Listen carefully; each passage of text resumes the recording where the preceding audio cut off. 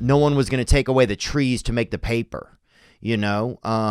But now it feels like if you don't, and I may be wrong, but I feel sometimes like if I don't say the right, not say the right thing, but if I don't evade certain conversations and raise my hand and ask certain questions, that if I do those things, that they could take away the forest. They could take away the paper, the YouTube, the Instagram. They can take away the platform where we basically has become our English language kind of in a lot of ways.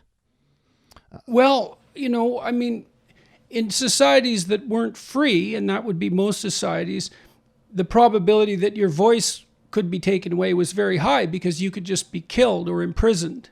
Wow. And I suppose, all things considered, it's better to have your YouTube channel shut down than to be imprisoned or killed, right? Right. It is new, I suppose, in that we're dependent on these technology companies, increasingly dependent for our interpersonal communication.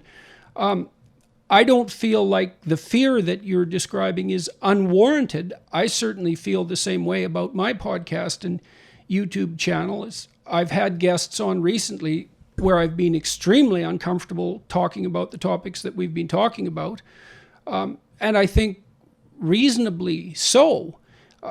You can face deplatforming, or worse, they can just shut you down completely, and it's arbitrary and very, very complicated and costly and hard on you. And then there's the constant probability of being swarmed on social media, which is in some ways a new phenomenon, partly because of the sheer volume of it and the degree of exposure.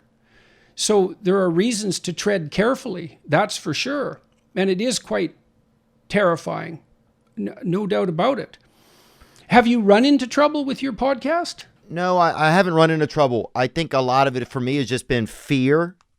You know, I had on Robert F. Kennedy, who's a friend of mine, and he's not an anti-vaxxer, but he is a lot more about safe vaccines and making sure that vaccines have been tested properly. And he's an environmentalist, you know, since he was a child. And so it makes sense that he cares about the environment around us and the one that's in our veins, you know, going into our bodies. He's just an overall environmentalist man.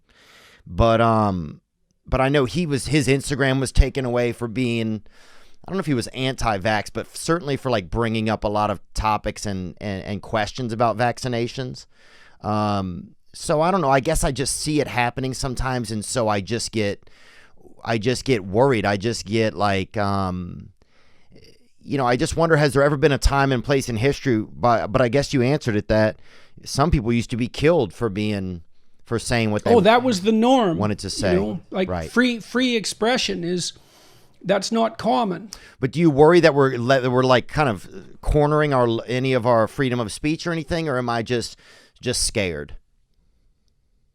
Well, I worry enough about it so that it scares me to talk about certain things, and it isn't obvious to me that that's for the best. I don't think your fear is unwarranted.